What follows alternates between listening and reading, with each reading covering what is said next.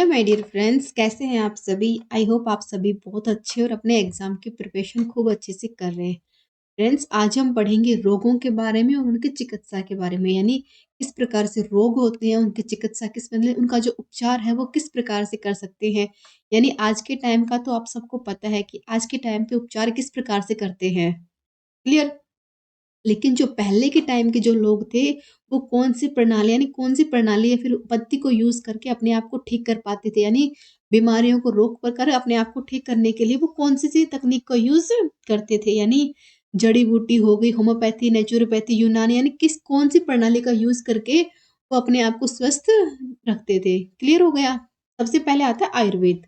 अब आयुर्वेद से आप क्या समझेंगे फ्रेंड्स, मतलब कि इसमें काफ़ी पत्तियाँ हो जाती हैं, जैसे आयुर्वेद हो गया, यूनानी हो गया, योग हो गया, होम्योपैथी, नेचुरोपैथी यानी अलग-अलग प्रणाली होती हैं। तो फर्स्ट है आयुर्वेद। तो आयुर्वेद के बारे में आप इतना समझ लीजिए कि भारत की सबसे प्राचीन चिकित्सा प्रणाली की बात की जाए तो वो आयुर्वेद होती है। और इसका मतलब क्या होता है? इसका सिर्फ़ एक मकसद होता है कि किस प्रकार से बीमारी को रोक कर उसे ठीक करना। यानी आयुर्वेद का मतलब क्या होता है कि कैसे हम बीमारी को रोक कर उसे ठीक कर सकें। अब आयुर्वेद में क्या-क्या यूज़ होता है, कभी पूछ ले तो आपसे कि जड़ी-बूटियाँ, पोषण, जीवन शैली यानी किस प्रकार से हम जड़ी-बूटियाँ, मसालों से अपने आप को मतलब कि बिना कोई चीर-फाड़ के अपने आप को ठीक कर सकें, उस तरह की तकनीक इसके अंदर अपनाई गई है। क्लियर हो गया? जैसे कि आयुर्वेद का मतलब ही होता है वेदों से मिलके बना था। आयु का मतलब होता है जीवन और वेद का मतलब होता है ज्ञान, यानी जीवन का ज्ञान यानी जैसे कि हम पहले बताया गया है ना, आयुर्वेद का अर्थ होता है जीवन का विज्ञान, तो इसका शाब्दिक अर्थ होता है जीवन का ज्ञान। क्लियर हो गया? अब आयुर्वेद के अंदर 3 साल के गुण होते हैं। कौन-कौन से होते हैं? पित्त, वात और कफ। यानी ये जो होते हैं जो पूरी बॉडी का कंट्रोल बनाए रखते हैं। क्लियर हो गया? और अब आयुर्वेद के अंदर आहार के रूप में क्या-क्या होता है? तो जड़ी-बूटियाँ, मसाज, मेडिटेशन, योग, आंतरिक सफाई उपचार करके आयुर्वेद की तकनीक को यूज़ करके अपने आप को ठीक मतलब अपना इलाज कर पाते हैं। जैसे समझ सकते हैं कि जड़ी-बूटियाँ हो गई, तेल हो गई, आम मसालों का इस्तेमाल करके अपने आप को ठीक यानी एक मतलब कि दैनिक आहार, यानी एक स्वस्थ मतलब कि स्वस्थ आहार लेकर अपने आप को ठीक करने की जो पद्धति होती है ना, वो कहाँ से ली गई है? वो आयुर्वेद से ली गई है। अब आयुर्वेद को 8 शाखा के अंदर बाँटा गया है, यानी इसको अष्टांग आयुर्वेद भी कहा जाता है। क्लियर? इसके 8 शाखा होने की वजह से इसको अष्टांग आयुर्वेद कहा गया है। क्लियर हो गया? इसके 2 मतलब कि 2 तो मुख्य होते हैं। क्लियर हो गया? उन सब के बारे में आपको आगे बताऊँगी। इस समझ लीजिए आयुर्वेद शब्द का अर्थ होता है जीवन का विज्ञान। क्लियर? यानी जीवन का विज्ञान इसका शाब्दिक अर्थ हो जाएगा यानी मतलब सम्मति ये बात फिक्स की गई है कि जो पुराने टाइम के जो लोग थे, वो किस प्रकार से अपना मतलब कि एक सकारात्मक परिणति से मतलब कि अपने आप को मतलब तरोताज़ा रखने के लिए किस प्रकार के वो से मतलब जड़ी-बूटियों का सहारा लेके अपने आप को ठीक कर सकते थे, उन सब के बारे में इसके बताया गया है। यानी ऐसी एक प्रणाली होती थी, जिससे हमारा मानसिक, सामाजिक, नैतिक, आध्यात्मिक हर प्रकार से कल्याण हो सके। उनसे मतलब कि हमें हमारा जो स्वास्थ्य है एकदम ठीक हो सके। और भारत में स्वास्थ्य की देखभाल के लिए बारे में कौन-कौन सी मतलब कि किस-किस देशों ने मतलब किया है? तो यूएस हो गया, यूके हो गया, यूएस, यूके, जर्मनी, हंगरी यानी विश्व के अनेक-अनेक भागों के अंदर आयुर्वेद के बारे में बहुत ज़्यादा मतलब कि महत्व बताया गया है। यानी आयुर्वेद के बारे का अगर विस्तार की बात की जाए ना कि कहाँ से इसका जन्म हुआ है, तो अपने भारत के अंदर हुआ है। यानी वहाँ-वहाँ से लोग यानी यूएस, यूके, जर्मनी, हंगरी वहाँ के लोग देखने के लिए आते हैं। यानी हमारे आयुर्वेद से अपना उपचार कराने के लिए वो बाहर के देश के जो लोग हैं अपने भारत आते हैं। क्लियर हो गया? यानी आप समझ गए कि आयुर्वेद कितना इम्पोर्टेंट होता है। यानी जो बाहर के जो लोग होते हैं वो अपने मतलब अपने आप को ठीक कराने के लिए अपने भारत आते हैं, क्योंकि इसका जो है विकास कहाँ पर हुआ है? तो अपने भारत के अंदर हुआ है। और अब बात की जाए आयुर्वेद में क्या-क्या होता है? वायु, जल, अग्नि, पृथ्वी, अंतरिक्ष यानी 5 तत्वों से मिलके बना होता है। क्लियर हो गया? अब एक एक बात और बताइए कि आयुर्वेद के बारे में मैंने इतना कुछ बताया है आपको, तो आयुर्वेद के पिता कौन हैं? यानी कि आयुर्वेद का मतलब की खोज किसने की थी? तो किया जाएगा चरक। यानी चरक हैं जिनको आयुर्वेद का जनक के नाम से यानी आयुर्वेदिक चिकित्सक के रूप में जाना जाता है। ये यानी इन्होंने एक बुक लिखी थी चरक संहिता, यानी कई बार एग्ज़ाम में पूछ लेते हैं कि चरक संहिता किसके द्वारा लिखी गई थी? ये एक बहुत बड़ा ग्रंथ है जो कि किसने लिखा था? चरक ने ही लिखा था। क्लियर हो गया? इस बुक के अंदर उन्होंने सब कुछ बताया है कि यानी किस प्रकार की प्रणाली का यूज़ करके यानी किस प्रकार से अपने आप को मतलब कि अपने मन, तन, आत्मा को हर प्रकार से मतलब कि स्वस्थ रख सकते हैं। इसके बारे में इसको इन्होंने बताया, जैसे कि जड़ी-बूटियों से इलाज किस प्रकार है, उनके अचूक नुस्खों के बारे में बताया गया। जैसे कि ना, यानी एक तरह से मतलब कि देसी इलाज के बारे में उन्होंने अच्छी तरह से इसके अंदर बताया है। क्लियर हो गया? अब आता है योग, यानी अब आपके आयुर्वेद के बारे में सारे डाउट क्लियर हो चुके हैं। इसके बाद आता है योग। योग के बारे में आप अच्छे से जानते हैं, क्योंकि बाबा रामदेव जी ने पूरे मतलब कि पूरे भारत के अंदर योग को इतना फैला रखा है कि अब बच्चा-बच्चा जानता है कि योग क्या होता है। यानी योग का मतलब क्या होता है? मन को वश में करना और अपनी वृत्तियों को मुक्त करना। क्लियर? यानी योग से क्या-क्या होता है? हमारा शरीर, मन, यानी शरीर, मन मतलब कि हर प्रकार से अपने मतलब कि पूरे बॉडी पे कंट्रोल बनाना, यानी मन की शांति, तन की शांति, हर तरह से शांति के लिए योग किया जाता है। कहते हैं अपने मन को वश में करना, यानी आत्मा का साक्षात करने के लिए योग को किया जाता है। और अपने शरीर के ऊपर संतुलन बनाना सबसे इम्पोर्टेंट बात होती है। जैसे कि योग शब्द का मतलब ही होता है जोड़ना या फिर एकजुट करना, यानी शरीर के जो सभी पार्ट होते हैं उन सबको आपस में जोड़ना, यानी एकजुट करना ही योग का मतलब होता है। यानी बात की जाए तो योग में मतलब कौन आते हैं? ऋग्वेद और उपनिषद से बनकर बना होता है, जिससे मतलब क्या होता है? मतलब अपनी आत्मा की शांति। क्लियर? यानी ये किसी प्रकार से मतलब जाति, आयु, लिंग, धर्म आदि से मतलब कि किसी का लिए नहीं है कि मतलब कि इस जाति का नहीं कर सकता, इस आयु का नहीं कर सकता। योग कोई भी कर सकता है, किसी भी जाति का, किसी भी धर्म का, किसी भी लिंग का। यानी इसको अपनाकर हम हमारे जीवन को बेहतर बनाकर अच्छी शिक्षा को पा सकते हैं। यानी भारत में मतलब कि बात की जाए कि इस टाइम पे योग का इतना प्रचलन हो चुका है कि योग के असंख्य केंद्र बन चुके हैं, जो हमें इस बात की सूचना देते हैं, यानी शिक्षा देते हैं किस प्रकार से हम योग और औषधि को अपनाकर अपने जीवन में खुशियाँ को मतलब कि खुशहाली का यूज़ कर सकते हैं। जैसे कि आप सभी जानते हैं ना, आजकल हर चीज़ में मिलावट आ रही है। यानी ऐसी कोई चीज़ ही नहीं है जो प्योर हो। तो किस प्रकार से हम मतलब कि ऐसी चीज़ों से बचकर अपने आप को ठीक कर सकें, उसके लिए योग को अपनाया गया था। यानी आप मतलब कि जैसे समझ सकते हैं कि बिना मतलब कि चीर-फाड़ यानी ऑपरेशन के द्वारा अपने मतलब कि रोगों को दूर करना। कहते हैं ना, योग सबसे बेस्ट मतलब कि वे है कि अपने आप को ठीक करने के लिए। यानी बड़ी से बड़ी बीमारी को ठीक करने के लिए योग एक बहुत ही मुख्य साधक बन चुका है। इससे हम किसी भी बीमारी से लड़ सकते हैं।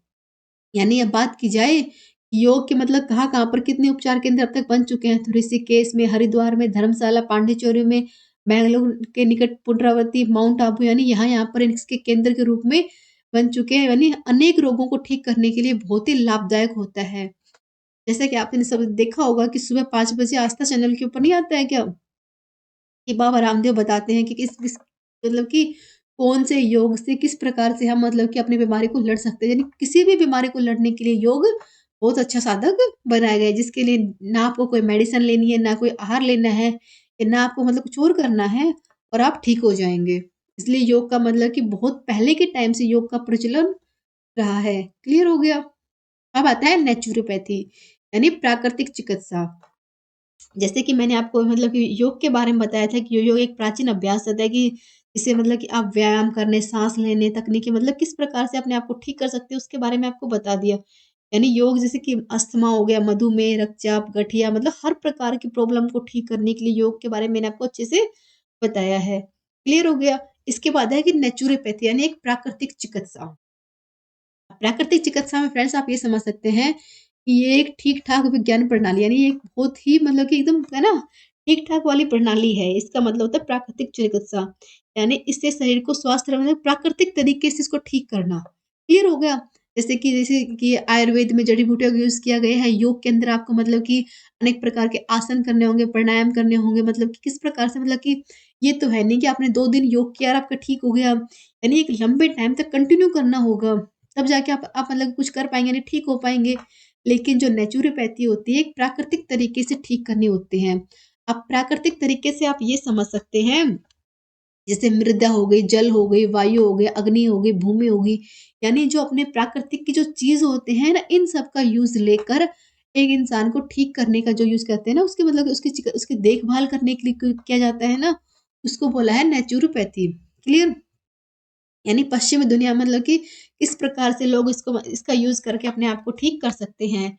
अब नेचुरोपैथी फ्रेंड्स क्या होते हैं, इसके अंदर प्राकृतिक उपाय जैसे कि आहार हो गया, योग हो गया, प्राणायाम हो गया, ध्यान हो गया, प्राकृतिक औषधि हो गई, इन सब का यूज़ करके अपने आप को ठीक किया जाता है। इसके साथ ही नेचुरोपैथी में शरीर का संचालन को सुधारने के लिए, रोगों के निदान के लिए, उसके इलाज के लिए प्राकृतिक तरीकों का यूज़ किया जाता है और व्यक्ति के मन, आत्मा को समझकर उसका उपयोग मतलब उसका उपचार किया जाता है। क्या बोलते हैं ना कि उसके मन और आत्मा को समझ ही नहीं पा रहे, तो उसका उपचार किस प्रकार से कर पाएँगे? तो इसके अंदर यही होता है, यानी उसके मन और आत्मा को समझकर उसका उपचार किया जाता है। यानी व्यक्ति के जीवन के सभी क्षेत्रों को मतलब उसकी जो लाइफ़स्टाइल है उसको समझकर उसको ठीक करने की जो तकनीक होती है, वो किसमें आती है? वो आती है नेचुरोपैथी के अंदर। अब इसके अंदर हृदय रोग हो सकता है, दर्द हो सकते हैं, डायबिटीज़ हो सकते हैं, यानी मानसिक यानी किसी भी प्रकार के रोग के लिए ये एकदम बेस्ट वे साबित हुआ है। यानी आप ये समझ सकते हैं कि रोगों को पता करके उसको ठीक करने के लिए ही प्राकृतिक चिकित्सा का प्रणाली का यूज़ किया गया है। अब इसके अंदर मतलब क्या-क्या होते हैं, इसके अंदर क्या होता है नेचुरोपैथी के अंदर, एक तो सही आहार लेना, औषधि जड़ी-बूटियों का यूज़ करना, मन और शरीर का व्यायाम करना और व्यायाम थेरेपी करना और न्यूट्रिएंट सप्लीमेंट करना, यानी किसी प्रकार से अपने मन को शांत करना ही सबसे बड़ा इसमें काम बताया गया है। क्लियर हो गया? इसके बाद आता है यूनानी। फ्रेंड्स, यूनानी के बारे में आपको क्या बताएँ कि यूनानी होता क्या है? यूनानी एक मतलब कि बहुत ही प्राचीनतम प्रणाली रही है और ये अब तक लोगों की बहुत ही लोकप्रिय रही है। यानी मतलब कि भारतीय मतलब कि उपमहाद्वीप के विश्व के लोग होते हैं ना, इसका अभ्यास करते हैं, यानी इसके जो मूल सिद्धांत होते हैं, उनके जो तत्व होते हैं, उन सब के बारे में जानते हैं। जैसे कि पृथ्वी, वायु, जल, अग्नि, यानी अलग-अलग प्रकार से अलग-अलग तत्वों से मतलब किस प्रकार से इसका उपचार कर सकते हैं, इसके बारे में बताया गया है। फिर यानी हमारी जो प्राचीन चिकित्सा प्रणाली है, उन सब में से एक बहुत ही इम्पोर्टेंट प्रणाली होती है, यूनानी चिकित्सा। ये एक फ़ारसी अरबी चिकित्सा प्रणाली होती है, समझ गए? यानी ये इसमें फ़ारसी और अरबी दोनों का मिक्सचर दिखाया गया है। यानी प्राकृतिक दवाइयों का इस्तेमाल करके दक्षिणी एशिया और मध्य पूर्वी देश मतलब काफ़ी लोगों की ये बहुत ही लोकप्रिय बताई गई है ना, तो किस-किस की है? दक्षिणी एशिया और मध्य पूर्वी देशों की ये बहुत ही लोकप्रिय प्रणाली साबित हुई थी। अब इसके अंदर फ्रेंड्स क्या होता है, हमारे पृथ्वी के पे मौजूद 4 तत्व समझ लीजिए कि जल, वायु, पृथ्वी, अग्नि का आदि का काम का मतलब कि काम-काज पर ध्यान दिया जाता है, किस प्रकार से ठीक कर सके। यानी यूनानी चिकित्सा में रोगी की नब्ज़ की जाँच करके उसका पता लगाया जाता है, यानी किस आदमी को कौन-सी प्रॉब्लम होती है, उसकी नब्ज़ की जाँच करके ही उसको ठीक करने का प्रयास किया जाता है। यूनानी चिकित्सा प्रणाली में मतलब कि शुद्ध करने के लिए तुर्की स्नान, मालिश, पसीना, उल्टी, शुद्धिकरण, लीचिंग, व्यायाम जैसी तकनीक का यूज़ किया जाता है। कई बार पूछ लेते हैं कि यूनानी चिकित्सा में होता क्या है? तो तुर्की स्नान, मालिश, पसीना, उल्टी, शुद्धिकरण, लीचिंग आदि का यूज़ इसमें किया गया है। और इसके अंदर सबसे इम्पोर्टेंट बात, एक अच्छी डाइट लेना बहुत ज़रूरी होती है, यानी डाइट के ऊपर इसमें बहुत स्पेशल ध्यान दिया गया है। क्लियर? यानी अगर हम अच्छी डाइट लेंगे तो हमारी बॉडी के अंदर एंटीबायोटिक मतलब कि उनकी बढ़ेगी, तो हमें रोगों से लड़ने की जो पावर होती है ना, हमारी बॉडी से ही मिलती रहेगी, तो किसी रोग हमारी बॉडी को कनेक्ट कर ही नहीं पाएगा। क्लियर हो गया? यानी आप ये समझ सकते हैं, यूनानी चिकित्सा प्रणाली से हम मानसिक, भावनात्मक यानी हर प्रकार से ठीक हो सकते हैं। क्लियर हो गया? अब यूनानी में क्या-क्या होता है, इसके मतलब इसके फ़ायदे क्या-क्या होते हैं कभी पूछे, तो इसका काम सिर्फ़ ये होता है, एंटीबायोटिक यानी जीवाणुओं को रोकने वाले में जो होते हैं ना, वो जो पोषक तत्व होते हैं, उनको बढ़ाना, यानी सूजन को कम करना, दर्द को कम करने वाले जो है ना, यानी किस प्रकार से ऐसे एंटीबॉडीज़ का निर्माण करना जो हमारे बॉडी के जो है ना रोग होते हैं, उनसे लड़ने के लिए एक ऐसे पोषक मतलब कि एक ऐसे एंटीबायोटिक को तैयार करना ही यूनानी औषधि का काम होता है। क्लियर हो गया? इसके अंदर यही होता है। और पूछ ले कभी आपसे कि कौन-कौन सी बीमारी के लिए किया जाता है, तो गठिया हो गया, सफ़ेद दाग हो गया, एक्जिमा हो गया, अस्थमा, माइग्रेन, मलेरिया, पेट की समस्या, हड्डी की समस्या, कमज़ोरी, यानी इस औषधि मतलब इस तकनीक का यूज़ करके हम इन सब बीमारियों से उपचार मतलब ठीक कर सकते हैं। समझ में आई बात? यानी गठिया, सफ़ेद दाग, एक्जिमा, अस्थमा, माइग्रेन कितनी बड़ी समस्या है। यानी बड़ी से बड़ी समस्या को ठीक करने के लिए हम इस तकनीक का यूज़ कर सकते हैं। समझ में आई बात? इसके बाद आता है सिद्ध प्रणाली। सिद्ध प्रणाली के बारे में बता दूँ कि सिद्ध प्रणाली के सिद्धांत और शिक्षा मौलिक व्यावहारिक दोनों हैं। यानी इसके अंदर सिद्ध प्रणाली के अंदर सिद्धांत और शिक्षा मौलिक व्यावहारिक दोनों स्रोत का इसमें यूज़ किया गया है। ये बिल्कुल आयुर्वेद की जैसी ही होती है। इसकी विशेषता मतलब आंतरिक प्रणाली मानव शरीर के ब्रह्मांड की प्रकृति होती है। क्लियर हो गया? यानी किस प्रकार से मतलब भारत की सबसे पुरानी चिकित्सा प्रणाली में से एक है और इसका यूज़ दक्षिणी भारत में मतलब कि बहुत ज़्यादा किया जाता है। यानी बात करें कि सिद्ध प्रणाली का विकास कहाँ हुआ है, तो दक्षिण भारत के अंदर सिद्ध प्रणाली का विकास सबसे ज़्यादा हुआ है। और इसके अंदर फ्रेंड्स होता क्या, अगर आपसे कोई पूछ ले तो इसमें मतलब कि त्वचा संबंधित समस्याओं का उपचार, यानी कि है ना कि हमारी त्वचा के ऊपर कुछ भी मतलब दिक्कत होती है ना, तो त्वचा संबंधी विकारों को दूर करने के लिए इसका उपयोग किया जाता है। जैसे कि सोरायसिस, यौन संचारित संक्रमण, यकृत की बीमारी, आंत का रोग, सामान्य डायबिटीज, एनीमिया, डायरिया, यानी इन सब बीमारियों को ठीक करने के लिए इसका यूज किया जाता है। यानी ये एक बहुत ही ऐसी प्रणाली है जो आंतरिक रसायन से जोड़ कर कर उसको ठीक करने की कोशिश करती है। इस प्रणाली के अंदर मानव शरीर का ब्रह्मांड प्रकृति माना जाता है और इस सिद्ध प्रणाली के अंदर वात, पित्त, कफ आदि दोष माने जाते हैं और इसके लिए हमें सही आहार और अपनी आदतों में चेंज करके अपने आप को ठीक कर सकते हैं। क्लियर हो गया? यानी कैसे ठीक कर सकते हैं कि अपने मतलब अपनी कुछ तो अपनी आदतें चेंज करनी होंगी, यानी कि आलस को छोड़ना होगा, सही टाइम पे योग, सही आहार लेना होगा और सही मतलब जड़ी बूटियों का यूज करना होगा। तो किस किस बीमारी कर सकते हैं? सोरायसिस, एक्जिमा, पोलिसिस, मस्से, अल्सर, डायबिटीज, यानी अनेक प्रकार के रोगों को ठीक करने के लिए सिद्ध प्रणाली का यूज कर सकते हैं। और सिद्ध प्रणाली 18 सिद्धों का योगदान रहा है। क्लियर? यानी 18 सिद्धों का योगदान इसके अंदर किया गया है सिद्ध प्रणाली के अंदर। क्लियर होगा? अब आता है होम्योपैथी। होम्योपैथी तो आपने बहुत सुना होगा कि आज के टाइम पे भी होम्योपैथी के बारे में बहुत कुछ बताया जाता है। यानी बोलते हैं ना कि चीर-फाड़ से बचना है तो होम्योपैथी को अपना लीजिए। होम्योपैथिक एक पारंपरिक चिकित्सा प्रणाली है, यानी एक पारंपरिक भी रही है और एक वैकल्प, यानी लोगों के लिए अगर विकल्प के लिए कुछ बनता है ना, जैसे कि आप क्या तो ये कीजिए, क्या ये कीजिए, तो विकल्प के रूप में अगर कुछ बनता है तो वो बचता है होम्योपैथी। यानी यह जैसा का तैसा होता है। यानी इसके ऊपर क्या क्या होता है कि बार बार पानी पीना, मतलब कि अल्कोहल में मतलब कि अल्कोहल से समझते क्या बना कि किसी भी पदार्थ को बार बार पीना या फिर अल्कोहल को घुलकर बनाई जाने वाली जो दवाइयाँ होती हैं वो सब किस में आती हैं? वो सब होम्योपैथी के अंदर आती हैं। समझ में आई बात? आज के टाइम पे होम्योपैथी की प्रणाली बहुत तेज़ी से बढ़ रही है। क्यों बढ़ रही है? क्योंकि जो लोग हैं वो मतलब कि किसी प्रकार की चीर-फाड़ यानी ऑपरेशन से इन सब से बचने के लिए, यानी अपना इलाज करवाने के लिए बोलते हैं ना एक सीधा आसान तरीका बोल सकते हैं, तो होम्योपैथिक को अपनाना चाहते हैं क्योंकि लगभग पूरी दुनिया में इसका अभ्यास हो चुका है। यानी अब तक भारत में बात की जाए तो 10% ऐसे लोग होते हैं जो मतलब कि एक स्वस्थ देखभाल के लिए नहीं, अपने आप को ठीक करने के लिए केवल होम्योपैथिक का ही यूज़ करते हैं, इसके ऊपर ही वो लोग निर्भर हैं। और भारत में होम्योपैथी का प्रचलन बहुत टाइम से रहा है, इसीलिए इसको राष्ट्रीय प्रणाली के रूप में मान्यता भी दी गई है। यानी किसी और प्रणाली को राष्ट्रीय मतलब कि पूछ ले जाए कई बार कि राष्ट्रीय प्रणाली में किसको मतलब कि मान्यता मिली है, तो ओनली फॉर होम्योपैथिक को मिली है और किसी को नहीं मिली है। यानी बड़ी से बड़ी संख्या में स्वास्थ्य की देखभाल करने के लिए इसमें बहुत ही महत्वपूर्ण भूमिका निभाती है। समझ में आई बात? यानी इसका मतलब कि आप समझ सकते हैं किस प्रकार से भावनात्मक, आध्यात्मिक, यानी किस किस प्रकार की इस इनकी प्रणाली को अपनाकर, यानी जो व्यक्ति बीमार है तो किस प्रकार से आसान तरीके से अपने आप को ठीक करने के लिए होम्योपैथिक का यूज़ कर सकते हैं। यानी एक तरह समझ सकते हैं मास्टरी का लोहा माना जाता है भारत के अंदर, यानी पूरे विश्व के अंदर होम्योपैथिक का बहुत ही बेस्ट वे माना गया है। क्लियर हो गया? अब होम्योपैथिक के बारे में जैसे कि इम्पोर्टेंट आपको बताऊँ तो किसी भी पदार्थ को जितना ज़्यादा पतला किया जाता है उसकी सारी शक्ति उतनी ही ज़्यादा होती है। यानी इसके अंदर भी मेडिटेशन भी होता है, योग भी होता है, यानी रोज़ मतलब एक्सरसाइज़ भी होती है। ये थोड़ा होता है कि बैठे-बैठे सब कुछ हो गया।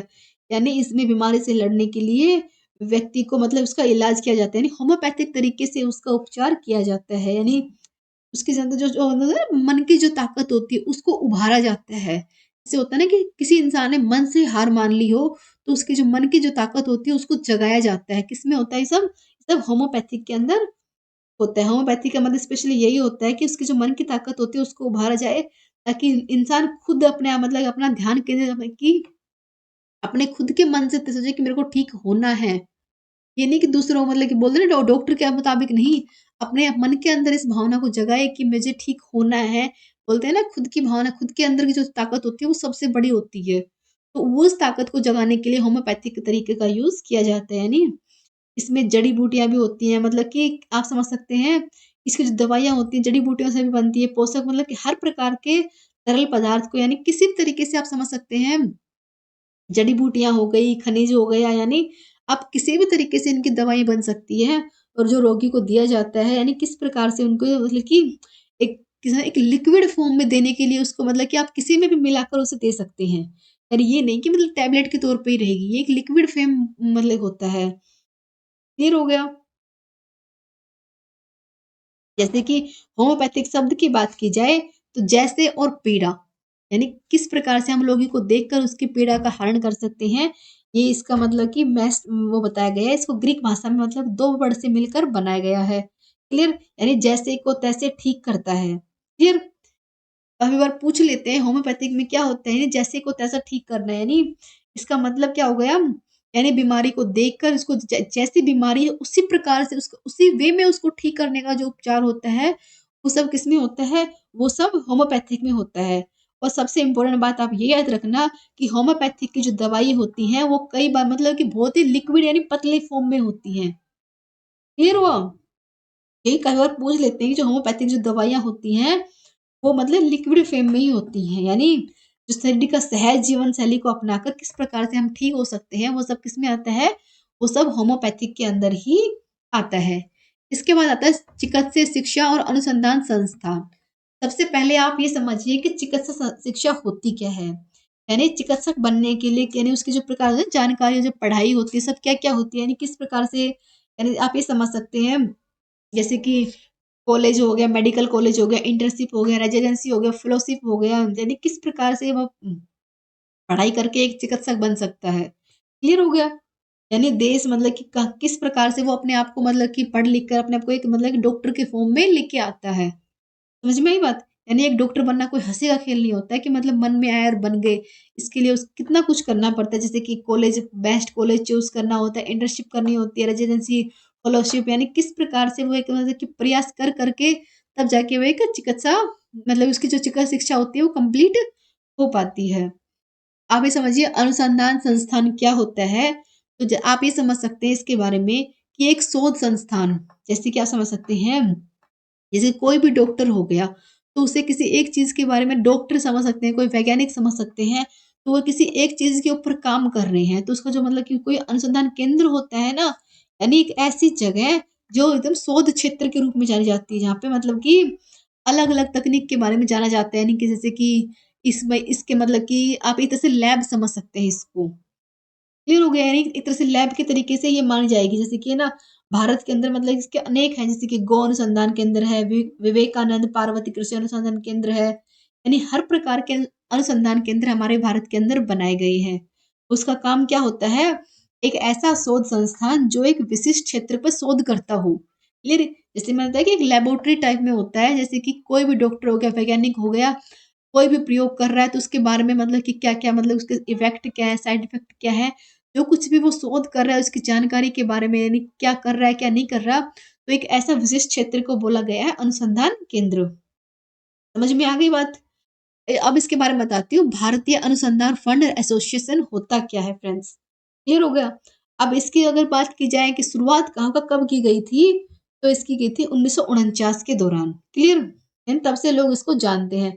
लेकिन भारत सरकार ने 1911 में आईआरएफए की स्थापना की थी, यानी जब बात की जाए हमारी भारत सरकार ने इसकी स्थापना कब की गई थी, तो 1911 में की थी और स्वतंत्रता प्राप्ति के पश्चात की बात की जाए तो 1949 के अंदर इसका नाम बदलकर भारतीय चिकित्सा अनुसंधान परिषद इसका नाम रख दिया गया था।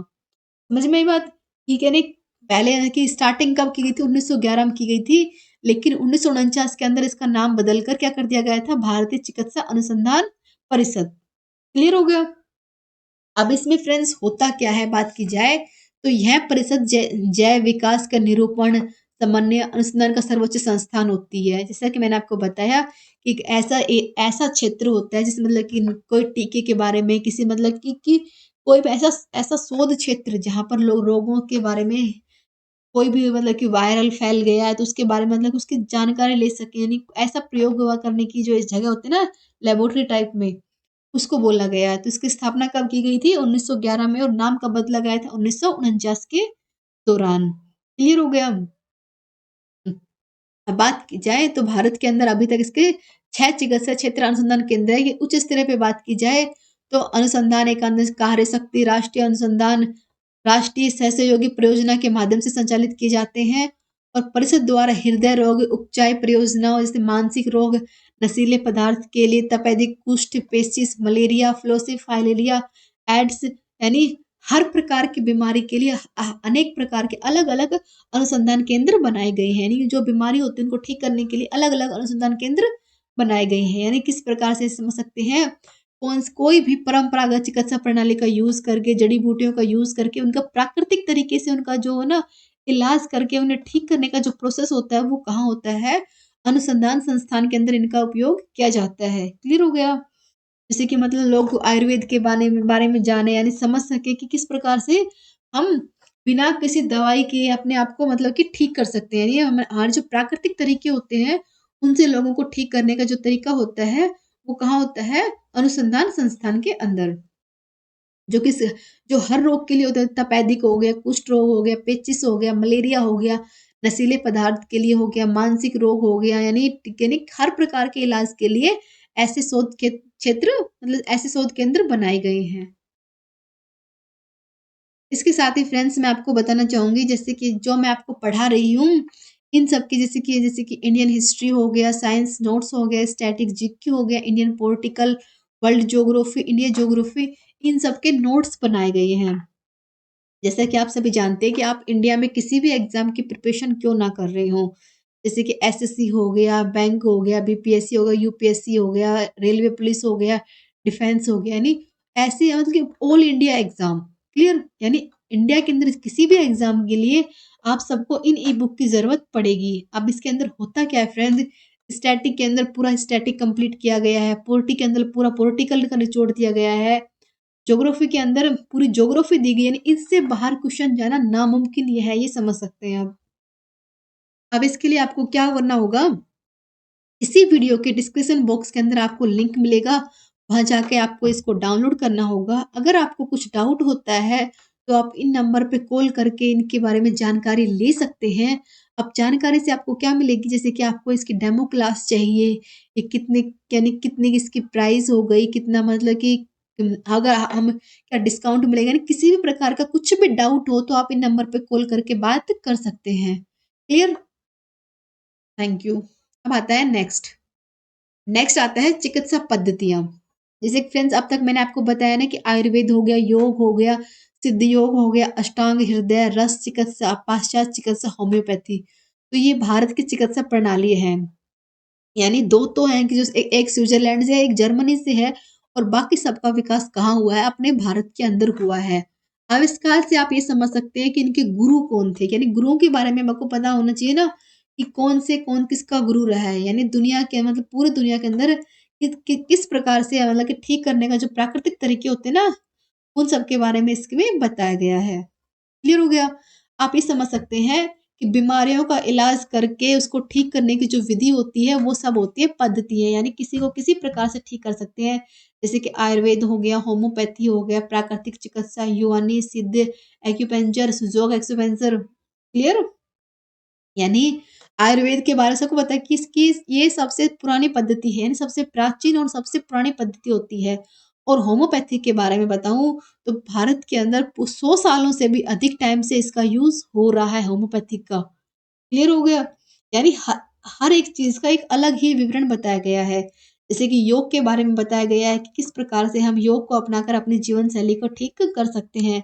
और प्राकृतिक चिकित्सा में फ्रेंड्स ये होगा कि आकाश, वायु, अग्नि, जल आदि का इस्तेमाल करके हम ठीक कर सकते हैं। और चिकित्सक पेशेवर का मकसद होता है रोगियों को ठीक करना। यानी जो कोई चिकित्सक इस फील्ड में चला गया चिकित्सक के क्षेत्र में तो उसका मकसद सिर्फ यही होता है कि किस प्रकार से हम अपने रोगी को सुरक्षित करके उसकी अच्छी देखभाल करके उसको ठीक कर सके। क्लियर हो गया। जैसे कि चिकित्सा पद्धति में सही आहार, व्यायाम, मतलब कि अपने दैनिक दिनचर्या को चेंज करके अपने आप को ठीक करने के बारे में इसमें बताया गया है। सबसे पहले आता है इसके अंदर आयुर्वेद। क्लियर। यानी आयुर्वेद की बात की जाए तो आयुर्वेद के बारे में देखो काफी जगह बताया जाएगा कि जो आयुर्वेद है जो महाराज चरक थे, जो कि इन्होंने जिन्होंने चरक संहिता भी लिखी थी वो इनके गुरु हैं। तो फ्रेंड्स वो इनके गुरु नहीं हैं। क्यों? क्योंकि जो महर्षि चरक है ना इनके भी गुरु थे आत्रेय। उनका नाम दिया गया है आयुर्वेद के लिए। क्लियर हो गया? यानी आयुर्वेद के गुरु कौन है? आत्रेय। आत्रेय कौन थे? महर्षि चरक के भी ये गुरु थे, जिनको मतलब कि इन्होंने मतलब कि 7 साल तक ये इनके शिष्य बन के इनसे ज्ञान प्राप्त किया था। क्लियर हो गया? इन्होंने मतलब कि चरक के मतलब कि महर्षि चरक के बारे में बताऊं तो महर्षि चरक ने चरक संहिता लिखी थी, जिसमें आयुर्वेद का पूरा ज्ञान बताया गया है। यानी एक जीवित ग्रंथ लिखा गया है, जिन्होंने औषधि के मतलब कि किस औषधि का क्या यूज होता है, क्या उसके गुण होते हैं, इनको बारे में एकदम अच्छे से बताया है। और बात की जाए देश की, तो अपने भारत के अंदर ही आयुर्वेद का विकास हुआ है। यानी बाहर के देशों से लोग आते हैं आयुर्वेदिक तरीके से अपने आप को ठीक कराने के लिए। क्लियर हो गया? इसके बाद आता है योग।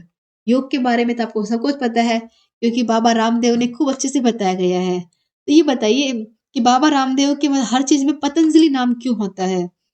तो फ्रेंड्स, पतंजलि नाम इसलिए आता है कि जो योग के जो गुरु हैं वो कौन है? पतंजलि। लेकिन इसमें काफी नाम शामिल किए गए हैं। जैसे कि आप टीवी में देखते हैं तो आपको अच्छे से पता होगा। सबसे पहला नाम तो आता है कि बाबा रामदेव, फिर आता है स्वामी शिवानंद, फिर बी.एस. अंगेयर, कृष्ण पद्धति जोइस, योगेंद्र कुलानंद कृष्णाचार्य। यानी ये सब बताते हैं ना किस प्रकार से जड़ी बूटियों के बारे में बताते हैं क्या, कि कौन कौन सी मतलब कि किस पौधे से हमें कौन से गुण मिलते हैं, यानी कौन सा पौधा हमारे लिए किस तरीके से बेनिफिट करेगा, उन सब के बारे में नहीं बताते हैं क्या ये?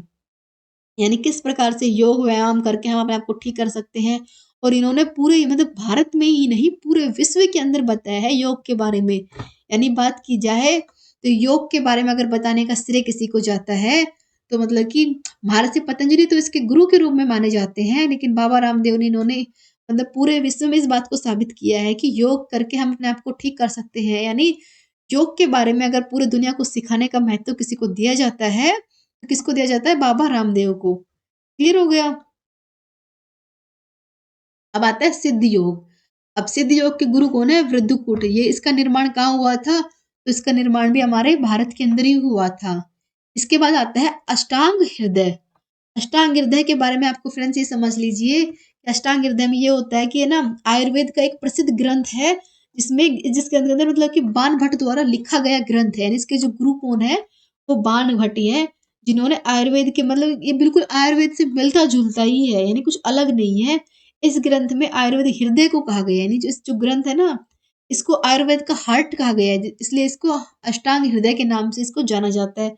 विकास की बात की जाए तो इसका विकास अपने भारत के अंदर ही हुआ था, और इसके दौरान कम से कम 7,000 बीमारियों का ठीक करने का मतलब कि रिकॉर्ड साबित हुआ है कि 7,000 प्लस बीमारियों को ठीक करने के लिए किसका यूज किया जाता है? अष्टांग हृदय मतलब प्रणाली का यूज किया जाता है, जो कि आयुर्वेद से ही मिलती जुलती है। इसके बाद आता है रस चिकित्सा। रस चिकित्सा के बारे में ना जैसे कि काफी जगह तो मतलब कि बाण भट्ट भी मिल जाता है आपको, क्योंकि इसके जो गुरु थे वो बाण भट्ट थे। लेकिन बाण भट्ट के भी गुरु कौन थे? नागा अर्जुन। क्योंकि गुरु के बारे में पूछ रहे हैं तो आविष्कार किसने किया था? नागा अर्जुन ने किया था। लेकिन जो बाण भट्ट का नाम भी अगर आप गूगल पे सर्च करेंगे तो आपको बाण भट्ट भी नाम मिल सकता है, इसमें कोई बड़ी बात नहीं है। और ये बिल्कुल मतलब कि आयुर्वेद के जैसा ही होता है कि इसके मतलब अलग अलग प्रणाली बताई गई है। जैसे कि हार्ट के अंदर ही तो मतलब कि एक अलग मतलब प्रोसेस बताया गया है। रस चिकित्सा के अंदर एक अलग प्रोसेस बनी, सारे मतलब पार्ट तो आयुर्वेद के ही हैं। लेकिन आयुर्वेद एक बहुत बड़ा मतलब कि ऐसा ग्रंथ है जिसको मतलब एक बार में कंप्लीट करना मुश्किल था, तो इसके मतलब अलग अलग प्रणालियों के बीच में इसको संशोधित किया गया है। समझ में आई बात? अब आता है पाश चिकित्सा। अब ये क्या होते हैं? इसको तो हिप्पोक्रेटस ने इसका मतलब आविष्कार किया था, जो कि कहाँ से है? ये आता है स्विट्जरलैंड से। समझ में आई बात? इसके बाद आता है होम्योपैथी। होम्योपैथी के बारे में जस्ट मैंने आपको अभी भी बताया था। होम्योपैथी के बारे में किसने किया था? डॉक्टर सैमुअल हेमिनन ने। कब किया था? बात की जाए तो 18वीं शताब्दी में इन्होंने होम्योपैथी की खोज की थी। और बात की जाए हेमिनन का जन्म की बात की जाए तो 10 अप्रैल 1755 के अंदर विसेन सेक्सोनी में यानी जर्मनी के अंदर इनका जन्म हुआ था। तभी तो इसको पता है कि जर्मनी देश के अंदर इसका देश माना गया है।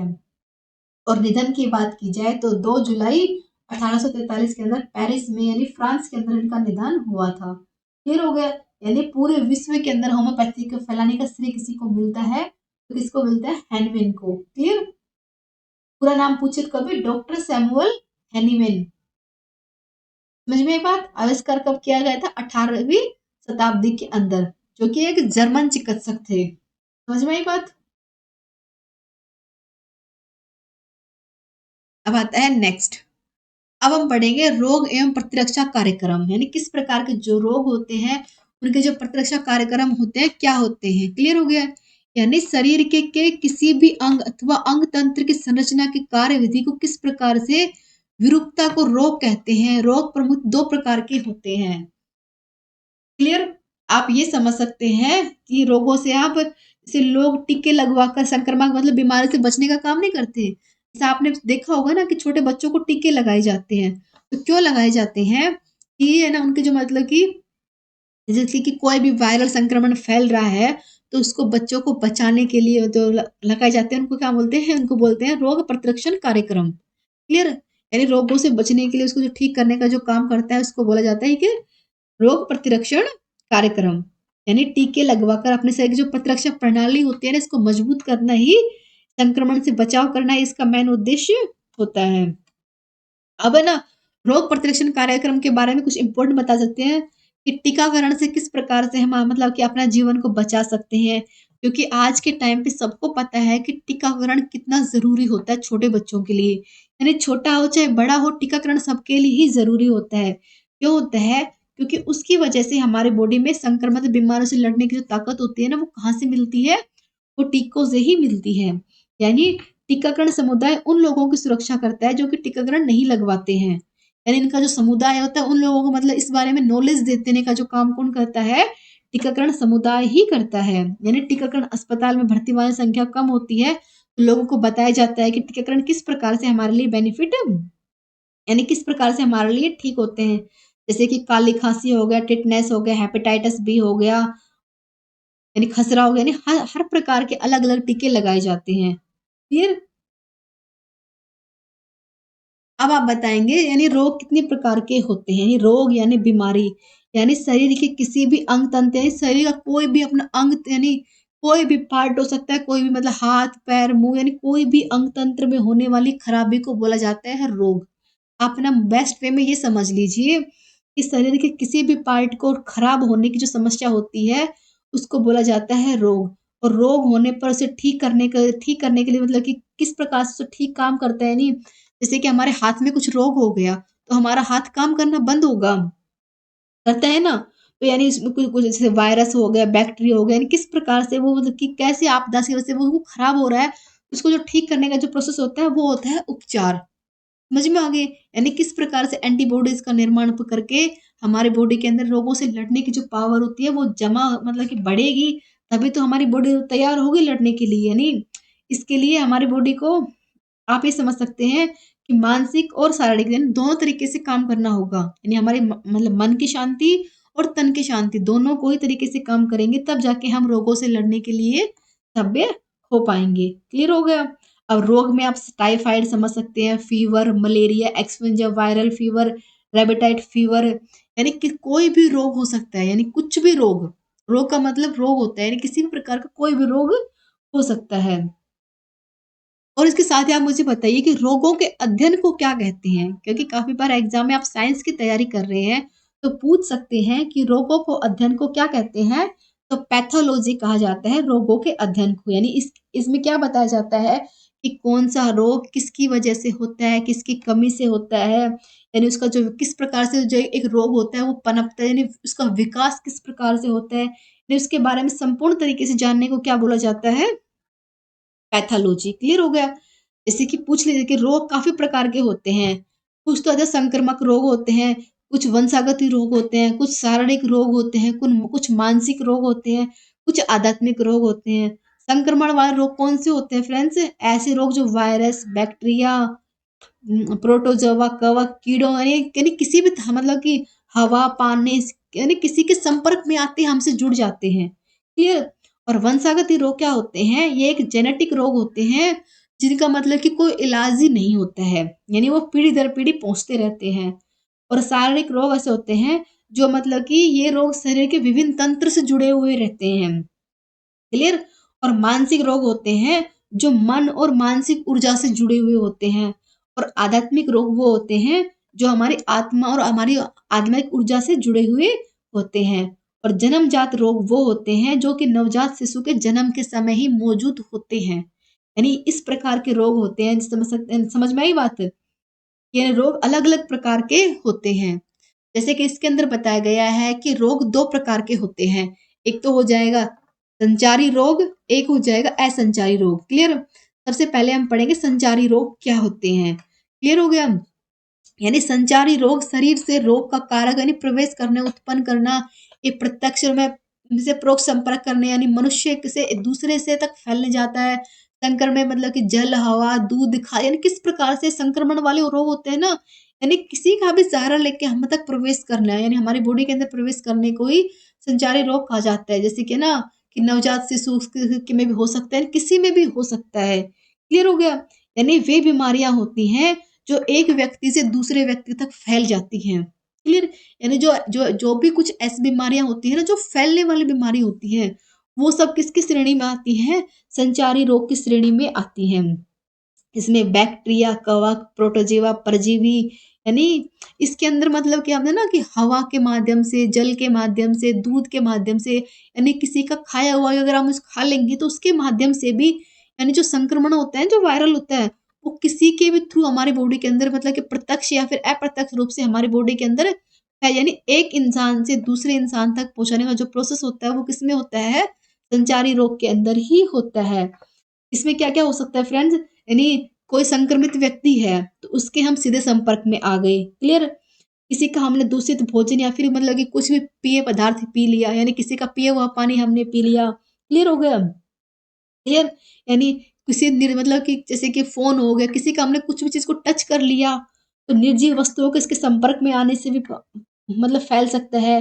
और कुछ कुछ होता है कि मतलब कि एकदम हवा के अंदर, यानी हवा के अंदर जो मौजूद वायरस होते हैं हमारे सांस के जरिए हमारी बॉडी के अंदर पहुंच जाता है।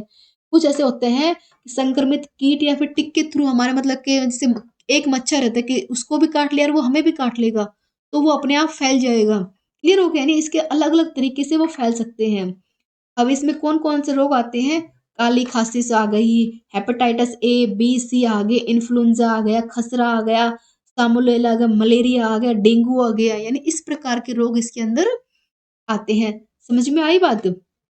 यानी कौन कौन से आते हैं कि काली खांसी हो गई, हेपेटाइटिस ए बी, इन्फ्लुएंजा, खसरा, सैमुलेला, मलेरिया, डेंगू। और मलेरिया और डेंगू के बारे में सबको पता है कि ये तो मच्छर की वजह से होता है कि मच्छर उसको काटा और उसको काटा, तुरंत फैल गया। क्लियर? इसके बाद आता है असंचारी रोग। अब फ्रेंड्स इसके अंदर क्या होता है? असंचारी रोग के अंदर, असंचारी रोग प्रसारी व्यक्ति के संपर्क में आने के किसी वाहक की जरूरत नहीं होती है इनको। समझ में आई है? यानी जो बीमारियां एक व्यक्ति से दूसरे व्यक्ति को नहीं फैलती हैं, मतलब संचारी के अंदर तो फैलने वाला रोग था, लेकिन इसमें फैलने वाला रोग नहीं होता है। यानी हम चाहे उसके साथ खाना खाएं, पानी पिए, उसके टच में रहे, उसके कांटेक्ट में, लेकिन हमें वो रोग नहीं फैलेगा। तो वो सब किसमें आते हैं? संचारी रोग के अंदर आते हैं। जो बीमारियां एक व्यक्ति से दूसरे व्यक्ति तक नहीं फैलती हैं उन्हें बोला जाता है असंचारी रोग, यानी गैर संचारी रोग भी इसको कहा जाता है। क्लियर हो गया? ये ऐसी बीमारियां होती हैं जो लंबे टाइम तक नहीं चलती हैं। ये मतलब एक बेस्ट वे हम समझ सकते हैं कि ये ऐसी बीमारियां होती हैं जो लंबे टाइम तक नहीं चलती हैं। आमतौर पर इनकी जो प्रगति होती है, जो इनका विकास होता है ना, ग्रोथ होती है, वो बहुत ही धीमी होती है। और ये वयस्क में होने वाली मतलब कि मौत के समय होने ना, ये उनको होने वाली ज्यादा प्रॉब्लम होती है। जैसे कि असंतुलित आहार लेना, विटामिन यानी इन सब की कमी, यानी विटामिन की कमी होना, खनिज लवण की, प्रोटीन की कमी की वजह से होने वाला यानी वीकनेस आना, बुढ़ापे में ऊतकों का नष्ट हो जाना। क्लियर हो गया? शरीर के किसी भाग में ऊतक का अनियंत्रित वृद्धि हो जाना, उपचार अभिक्रम में दोष हो जाना, दुर्घटना के कारण किसी भाग का क्षतिग्रस्त हो जाना। इसके अलावा हृदय रोग, कैंसर, डायबिटीज, यानी कुछ अलग मतलब कि ऐसे रोग होते हैं जो फैलते तो नहीं होते हैं, लेकिन ये सब असंचारी रोग की श्रेणी में आते हैं। यानी इनको किसी वाहक की जरूरत में नहीं होती, क्योंकि ये फैलने वाले रोग तो है ही नहीं, तो इनमें किस किस प्रकार की मतलब दिक्कत होगी? यानी ऐसे रोग जो फैलते नहीं है वो सब असंचारी रोग की श्रेणी के अंदर आते हैं। जैसे कि कोई तंबाकू का सेवन करे, मतलब कि पर्यावरण में प्रदूषण फैला रहा है, तंबाकू का सेवन, ऐसे मतलब कि संतुलित आहार नहीं ले पा रहा है, मतलब कि योग नहीं कर रहा है, यानी ये समझ सकते हैं कि ऐसा रोग जो सिर्फ़ उसी इंसान को लगेगा जो उसके जिसके अंदर ये प्रॉब्लम है और किसी के अंदर ये रोग नहीं फैलने वाला होता है।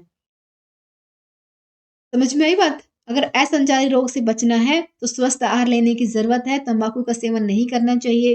बोलते हैं ना कि तम्बाकू पे मतलब कि उनकी जो फैलने वाली है, ये फैलने वाली है, शराब का सेवन नहीं करना चाहिए।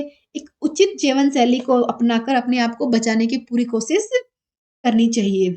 समझ में आई बात?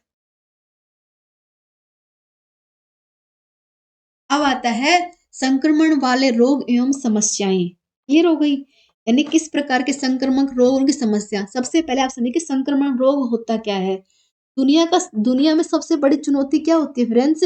वायरस, बैक्टीरिया, कवक, परजीवी यानी ऐसे सूक्ष्म जीव जो मतलब कि किसी भी मतलब कि दूषित भोजन में, पानी में, मिट्टी, कीड़े के ज़रिए यानी किसी के काटने के थ्रू फैल जाते हैं। ऐसे मतलब कि संक्रमण तो यही होता है, किसी ने हमने मतलब कि कोई दूषित भोजन कर लिया, किसी का जूठा पानी पी लिया, मिट्टी के ज़रिए, किसी मच्छर या कीड़े के ज़रिए ना कुत्ते-वुत्ते के काटने के थ्रू जो फैलने वाले जो रोग होते हैं, वो किसमें आते हैं? वो संक्रमण रोगों की श्रेणी के अंदर आते हैं। यानी भारत के अंदर पूछी जाए तो कि 75 मतलब कि 9.5 मिलियन लोग होते हैं जो कि मतलब कि संक्रमण वाले रोगों से की समस्या से जूझते रहते हैं। यानी ये ऐसे रोग होते हैं कि दुनिया में मतलब कि मतलब गरीब देश होते हैं वहाँ पर इसकी जो मौजूदगी सबसे ज़्यादा मानी जाती है। क्योंकि गरीबी रहेगी तो गंदगी रहेगी और गंदगी रहेगी तो मतलब कि सड़ा गला पानी, गंदगी मतलब पानी गड्ढे भरे रहना, दूषित भोजन होना, कीड़े मच्छर का पनपना, तो ये जो रोग होता है ना संक्रमण वाला, ये तुरंत फैल जाता है। क्लियर हो गया? अब इसके लिए फ्रेंड्स इसके आप जाने कि ऐसी संक्रमण बीमारियां कौन-कौन सी होती हैं, तो बैक्टीरिया, वायरस, कवक, परजीवी यानी प्रत्यक्ष या फिर अप्रत्यक्ष रूप से लोगों को तक के कॉन्टैक्ट में आ जाते हैं। इसके बाद आता है मलेरिया, यानी पहला फैलने वाला रोग कौन-सा होता है? मलेरिया। तो प्रतिवर्ष इसके अंदर मतलब कि 75 मिलियन से अधिक लोग इससे प्रभावित होते हैं। समझ में आई बात कि पूरे मतलब कि भारत नहीं विश्व की बात हो रही है कि 75 मिलियन से अधिक लोग मलेरिया से प्रभावित होते हैं, जो कि वायरस की तरह काम करता है। यानी लगभग हर साल 8 लाख लोगों की जो मृत्यु किससे होती है? मलेरिया लोग स म मलेरिया की वजह से लोगों की मृत्यु होती है। अब मलेरिया के अंदर होता क्या है? प्लाज्मोडियम परजीवी होने वाला एक रक्त संक्रमण होता है, जो कि बुखार की तरह होता है, जो कि मादा एनोफ्िलीज मच्छर के काटने से होता है, जो कि गर्म उष्णकटिबंधीय क्षेत्र से मतलब कि तौर पर रहेगा जैसे कि बुखार आना, ठंड लगना, पसीना आना, थकान, उल्टी, पेट दर्द, श्वास लेने में कठिन होना, यानी ये सब इसके मतलब कि मतलब कि वो होते हैं ना कि लक्षण होते हैं, आप ये समझ सकते हैं।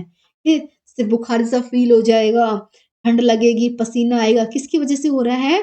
मादा एनोफ्िलीज मच्छर के काटने से होता है। समझ में आई बात? जैसे कि मच्छर के अंदर किसी रात के अंधेरे में न रहना, इसके उपाय में समझ सकते हैं यानी कि मतलब कि होता है कि ऑल आउट का यूज़ क्यों बताते हैं कि मलेरिया मच्छरों से बचने के लिए, क्योंकि ये एक बहुत ही घातक बीमारी के तौर पे माना गया है। समझ में आई बात?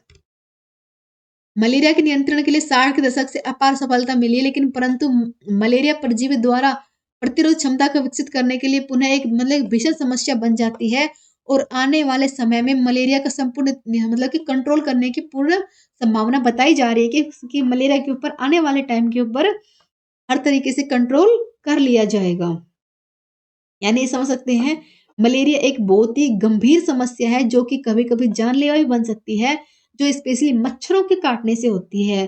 और मलेरिया में बुखार आता है, सिर दर्द होता है, उल्टी होती है, थकान महसूस होती है, यानी अनेक-अनेक प्रकार के अलग-अलग लक्षण लोगों के अंदर दिखाई देते हैं। अब संक्रमित कैसे होता है कभी बार पूछ लेते हैं, तो मादा एनोफ्िलीज मच्छर के काटने से होता है। मच्छर के काटने से परजीवी शरीर के अंदर प्रवेश करता है और परजीवी लीवर का और रक्त प्रवाह पर बढ़ता है और लाल रक्त कोशिकाएं होती हैं वो फट जाती हैं और परजीवी बाहर निकल जाते हैं और परजीवी फिर लाल रक्त कोशिकाओं को संक्रमित कर देते हैं। तब जाके हमारी पूरी बॉडी के अंदर ये संक्रमण फैल जाता है। और लक्षण मैंने आपको बता ही दिया, बुखार आना, सिर दर्द, उल्टी, जी मचलना, ठंड लगना, चक्कर आना ये आदि इसके लक्षण हो जाएँगे। क्लियर हो गया? और इलाज इसके होता है रक्त पट्टिका मतलब एक सूक्ष्मदर्शी के द्वारा इसकी मतलब कि जाँच की जाती है कि मलेरिया प्रॉब्लम है या नहीं है, तब जाके इसका इलाज किया जाता है। इसके बाद आता है टीबी, यानी दूसरी घातक बीमारी समझ लीजिए टीबी के बारे में। यानी तपेदिक। क्लियर हो गया? यानी भारत के अंदर लगभग 5 लाख से लोग मतलब कि ऐसे लोग हैं जो प्रतिवर्ष टीबी की वजह से मरते हैं। समझ में आई बात? टीबी या फिर क्षय रोग यानी माइकोबैक्टीरियम यानी ट्यूबरकुलोसिस नामक जीवाणु से ये फैलता है। इसे ट्यूबरकुलोसिस नामक जीवाणु से ये फैलता है और ये आम तौर पे सिर्फ फेफड़ों को प्रभावित करने वाला रोग होता है। समझ में आई बात? जो टीबी होती है तो आमतौर पे फेफड़ों को प्रभावित करने वाली रोग होती है और टीबी के जो कीटाणु होते हैं वो हवा के जरिए एक व्यक्ति से दूसरे व्यक्ति तक फैल जाते हैं। यानी ये ऐसा रोग होता है जो मतलब एक व्यक्ति से दूसरे व्यक्ति तक फैल जाते हैं। यानी दो तरीके से होता है, एक तो मतलब सक्रिय रूप से होगा, एक निष्क्रिय रूप से होगा। यानी सक्रिय रूप से भी हो सकता है और निष्क्रिय रूप से भी हो सकता है।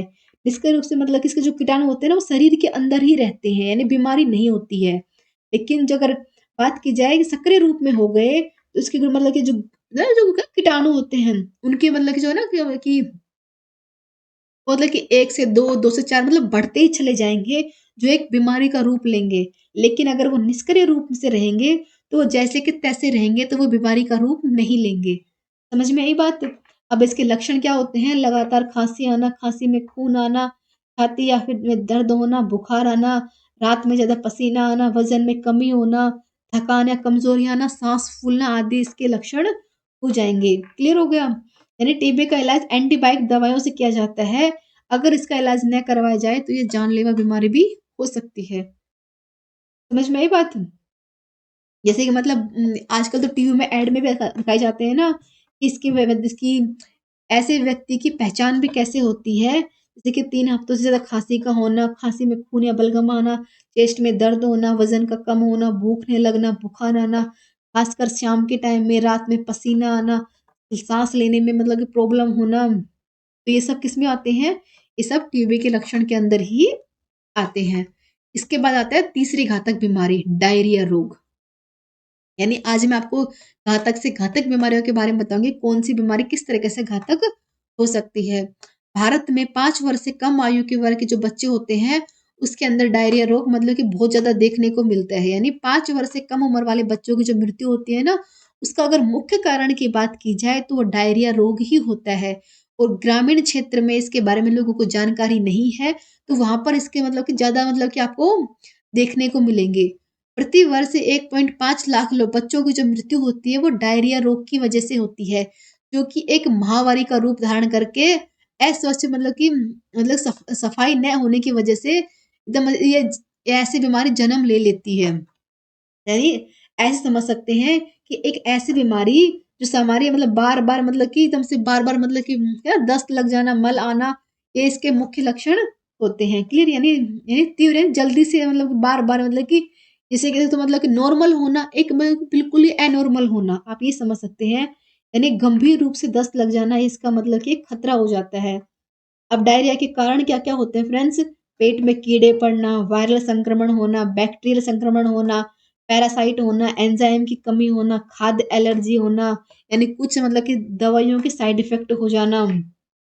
अब इसके इलाज की बात की जाए तो एक हेल्दी आहार लेना, फ्लूइड लेना, साफ-सफाई का ध्यान रखना, यानी अगर ऐसी दस्त-वस्त की प्रॉब्लम होती है तो तुरंत डॉक्टर के मतलब कि कॉन्टैक्ट करना, हॉस्पिटल ले जाना, यानी ये सब इसके मतलब कि बताए गए हैं। यानी ऐसा करके हम इस बीमारी से मतलब कि मतलब अपने बच्चों को बचा सकते हैं। नहीं तो इससे मतलब कि अपने बच्चों को बचाना बहुत ही मुश्किल हो जाएगा। क्लियर हो गया? क्लियर मत आप समझ सकते हैं। इसके 3 प्रकार बताए गए हैं डायरिया के अंदर। एक्यूट डायरिया, परसिस्ट डायरिया और क्रोनिक डायरिया। एक्यूट डायरिया में क्या होता है? ये बिल्कुल एक आम तरह से दस्त होता है, जिसमें मतलब कि पानी जैसा होगा, जो कि मतलब होगा कुछ दिनों बाद अपने आप ठीक हो जाएगा। क्योंकि जब बच्चों के दाँत आते हैं, तो ऐसा होना नॉर्मल होता है। यानी 1-2 दिन तक दस्त लगना नॉर्मल होता है, जो किसकी श्रेणी में आता है? एक्यूट डायरिया के, यानी जो अपने आप ही होता है और अपने आप ही ठीक हो जाता है। क्लियर? फिर आता है पर्सिस्टेंट डायरिया। अब इसमें क्या होता है? इसके अंदर दस्त मतलब कि 2 या 4 मतलब कि 2-4 हफ्तों में लगातार आना, यानी इस हफ्ते आ गए, अगले हफ्ते नहीं आए, उसके बाद फिर आ जाना, जो कि मतलब कि दिन में 2 से 3 बार होगा, फिर अपने आप वो ठीक हो जाएगा। लेकिन अगर क्रोनिक डायरिया हो गया, तो इसके अंदर हफ्ते में 4 दिन तो ये प्रॉब्लम रहेगी रहेगी और ये मतलब कि ठीक होगा, फिर वापस आ जाएगा, फिर ठीक होगा, फिर वापस यानी ऐसे रोग मतलब कि ये ठीक तो अपने आप ठीक भी होगा, लेकिन फिर से अपने आप ही स्टार्ट हो जाएगा। यानी जो बच्चे की जो इम्यूनिटी पावर होती है ना, वो धीरे-धीरे एकदम वीक होती चली जाएगी, जिससे मतलब कि उसकी हेल्थ एकदम ही खराब हो जाएगी, जो कि बच्चों के लिए बहुत जल्दी फैलने वाला रोग हो गया। यानी उसका जो पाचन तंत्र है, उसका मतलब उसमें विकार हो जाएँगे। अगर कुछ दवाई देंगे तो उसका साइड इफ़ेक्ट हो जाएगा। यानी अलग-अलग प्रकार से, अलग-अलग तरीके से उसमें प्रॉब्लम होती रहती है। क्लियर हो गया? अब आता है कुष्ठ रोग, यानी ये भी एक महामारी है। भारत में लगभग 1.3 लोग इससे ग्रसित होते हैं कुष्ठ रोग से। कुष्ठ रोग संबंधी सभी आंकड़े राज्य सरकार यानी केंद्र सरकार के पास मतलब कि हर बार जाते हैं, क्योंकि अपने यहाँ क्या होता है कि फ्रेंड्स, यानी कौन से इंसान होता है गाँव में सबके आंकड़े रखे जाते हैं कि कौन इंसान किस रोग से ग्रसित होता है। तो अपने मतलब कि राज्य सरकार, केंद्र सरकार के पास मतलब इस तरह के आंकड़े आंकड़े पहुँच जाते हैं कि पूरे भारत के अंदर 1.3 लाख जो लोग होते हैं वो इससे ग्रसित होते हैं कुष्ठ रोग से। अब कुष्ठ रोग में फ्रेंड्स होता क्या है? तो ये एक संक्रमण वाली बीमारी होती है, जो कि माइकोबैक्टीरियम की लेपी के नाम से एक जीवाणु की वजह से फैलती है। इस रोग को हैंसेन नाम के नाम से भी जाना जाता है, यानी हैंसेन के नाम से किसको जाना जाता है? कुष्ठ रोग को ही जाना जाता है। ये एक ऐसी बीमारी होती है जो त्वचा, नस, आँखों, नाक, गले आदि को प्रभावित करती है। कुष्ठ रोग मतलब कि उम्र के मतलब हर उम्र के व्यक्ति को हो जाता है। ये नहीं है कि बच्चों को नहीं होगा, बड़े यानी किसी भी उम्र के व्यक्ति को ये रोग हो सकता है, यानी हर उम्र के रोगियों को ये हो सकता है। क्लियर हो गया? अब इसके लक्षण क्या-क्या होते हैं फ्रेंड्स? त्वचा के ऊपर मतलब कि छक्के से बन जाना, लाल हो जाना, सूज जाना, दर्द मतलब उनमें दर्द भी होना, उंगलियों में स्पर्श की भावना कम हो जाना, मांसपेशियों का कमज़ोर होना, पैरों के निचले हिस्सों में घाव बन जाना, नाक का बंद हो जाना, आँखों में पानी आना, आँखों की पतली यानी जो है ना पलकें होती हैं, ये अपने आप मतलब कि ना अपने आप बंद नहीं होना, ठीक खुल नहीं पाना। यानी शरीर का कुछ हिस्सा गर्म होना, कुछ हिस्सा ठंडा होना, या मतलब उसका एहसास ही नहीं हो रहा कि हमारे पैर ठंडे हैं कि गर्म है, तो वो सब किसमें आता है? ये सब कुष्ठ रोग के अंदर ही आता है। क्लियर हो गया? अब कुष्ठ रोग का इलाज किस प्रकार से होता है? वो सब एंटीबायोटिक दवाइयों से इनका इलाज किया जाता है। अब इसमें ध्यान देने वाली बात क्या होती है? जो कुष्ठ रोग होता है, ये एक आनुवंशिक रोग नहीं है, यानी पीढ़ी दर पीढ़ी फैलने वाला रोग ये नहीं है। कुष्ठ रोग का इलाज जड़ी-बूटी यानी किस मतलब कि जड़ी-बूटियों का यूज़ करके इसको हम ठीक कर सकते हैं, ये फैलने वाला रोग भी नहीं है। अगर आपको मतलब कि ऐसा कोई लक्षण वाला इंसान दिखे, तो आप समझ सकते हैं कि उसे कुष्ठ रोग हो चुका है। इसके बाद आता है एड्स, यानी ये भी एक महामारी के तौर पर ही जानी जाती है एड्स। सबसे पहले ये बताइए कि एड्स की फुल फॉर्म क्या होती है? एक्वायर्ड इम्यूनोडेफिशिएंसी सिंड्रोम, क्योंकि काफ़ी बार एग्ज़ाम में पूछ लेते हैं कि इसकी फुल फॉर्म क्या होती है? तो एक्वायर्ड इम्यूनोडेफिशिएंसी सिंड्रोम, जो कि एक गंभीर बीमारी होती है। यानी स्वास्थ्य क्षेत्र में उभर कर आने वाली जो बीमारी है, जानलेवा समस्या के रूप में किसको जाना जाता है? एड्स को जाना जाता है, जो कि एक बहुत ही गंभीर बीमारी होती है। यह एक एचआईवी वायरस के संक्रमण से होने वाला आखिरी चरण होता है।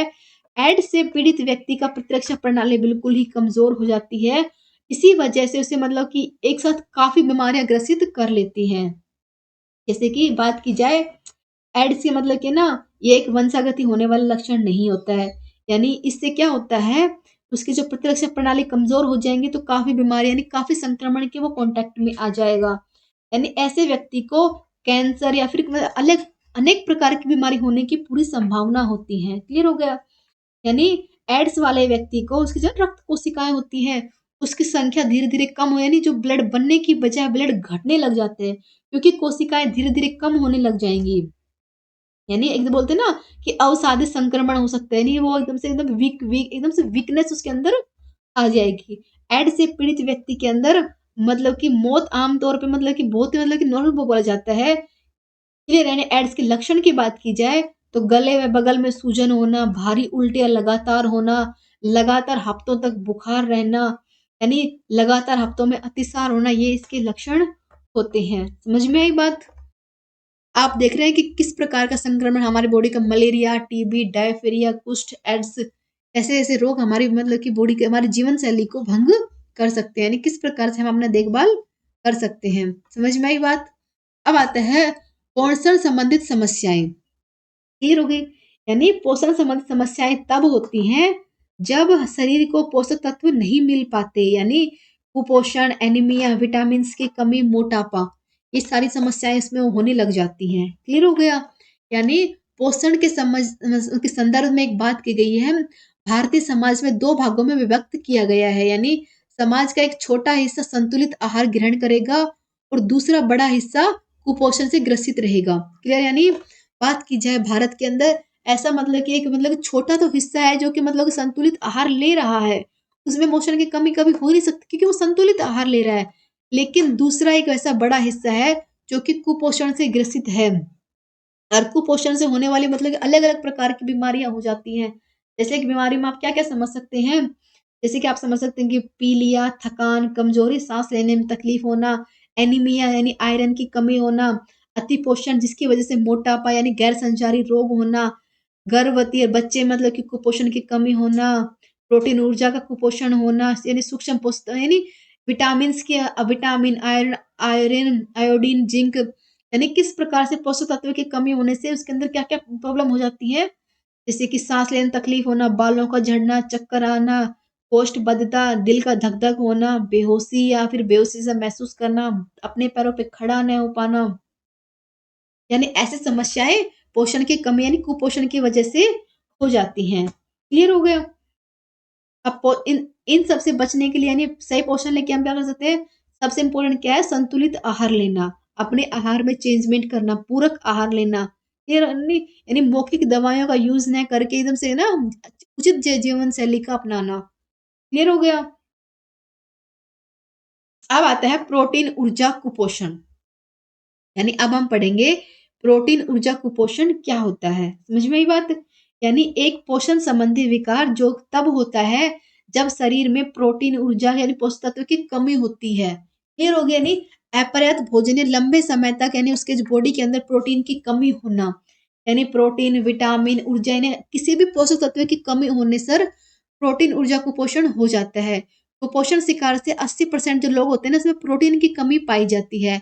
और 5 वर्ष से छोटे बच्चों के अंदर 1-2% प्रोटीन की कमी मतलब कि बहुत ही गंभीर समस्या को जन्म दे सकते हैं। यानी बोला गया है कि 5 वर्ष से छोटे बच्चों को तो उचित मात्रा में प्रोटीन की ज़रूरत देनी होती ही होती है। यानी उनको सही टाइम पे सही सही प्रोटीन देना बहुत ज़रूरी होता है। नहीं तो वो नई-नई मतलब गंभीर समस्याओं से उलझ जाएँगे। क्लियर हो गया? अब फ्रेंड्स इसमें क्या होता है कि कुपोषण हल्के मतलब गंभीर स्तर पे भी यानी शुरुआत में तो ये बिल्कुल हल्का रहेगा, लेकिन धीरे-धीरे बात की जाए तो आगे चल के वो एकदम गंभीर हालत के अंदर पहुँच जाएगा। प्रोटीन ऊर्जा कुपोषण के कारण क्या-क्या होते हैं? अगर कोई पूछे तो आपसे मतलब कि आहार में प्रोटीन, ऊर्जा यानी सूक्ष्म पोषक तत्वों की कमी होना, प्रोटीन, विटामिन इनकी कमी होना, हुँ, शरीर में यानी अगर इनकी कमी होगी तो मतलब कि पोषक तत्वों के नुकसान होंगे यानी मतलब कि ब्लड ही नहीं बनेगा, तो धीरे-धीरे वीकनेस आ यानी इसके कारण अलग-अलग प्रकार के अलग-अलग होते हैं। यानी प्रोटीन ऊर्जा कुपोषण के लक्षण से कमज़ोरी, बालों का झड़ना, त्वचा शोथ यानी अनेक प्रकार के जो रोग होते हैं, वो इसमें हो सकते हैं।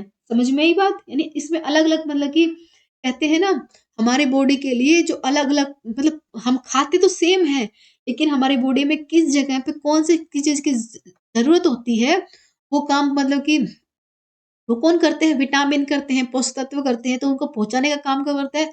अगर हम उचित आहार लेंगे तभी तो उनकी पूर्ति हो पाएगी। अगर पूर्ति नहीं हो पाएगी तो अलग प्रकार की बीमारियाँ होंगी। उसमें जैसे हमें एनीमिया हो सकता है, अंधापन हो सकता है, घेंगा यानी अलग-अलग प्रकार के अलग-अलग रोग इसके अंदर हो सकते हैं। यानी जैसे कि बात की जाए संतरे, अमरूद, ताज़े फल यानी सबका अलग ही महत्व होता है। समझ में आई बात? अब आता है कुपोषण की वजह से एनीमिया। बहुत ही मतलब कि नॉर्मल बात की गई है कि विश्व में भारत में महिलाओं की बात की जाए तो कुपोषण एनीमिया सबसे अधिक पाया जाता है। यानी विश्व स्तर पे बात की जाए तो ये मतलब कि भारत के अंदर बहुत ज़्यादा पाए जाने वाला बीमारी बताई गई है। भारत में लगभग 60% जो महिलाएँ होती हैं, जो गर्भवती होती हैं, वो एनीमिया से ग्रसित रह गई हैं। और एनीमिया का प्रमुख कारण क्या है? लोह तत्व विटामिन बी12 की कमी होना। तो यानी पोषक तत्व की कमी होगी तो विटामिन्स की भी कमी अपने आप ही आ जाएगी, लोह तत्व की भी यानी जिंक की भी कमी आ जाएगी। तो भारत के अंदर कितनी होती है? 60% गर्भवती लेडीज़ के अंदर ये कमी पाई गई है। अब इसके अंदर फ्रेंड्स क्या होता है? कुपोषण तब होता है जब शरीर के पोषक तत्व की मतलब की कमी आ जाए, तब वो एनीमिया में चेंज हो जाता है। जब शरीर के अंदर लाल रक्त कोशिकाओं की कमी हो जाती है, तो उसमें ब्लड भी नहीं बन पाता है और बात की जाए इसके बारे में इम्पोर्टेंट की, तो कुपोषण एनीमिया, एक सेकंड,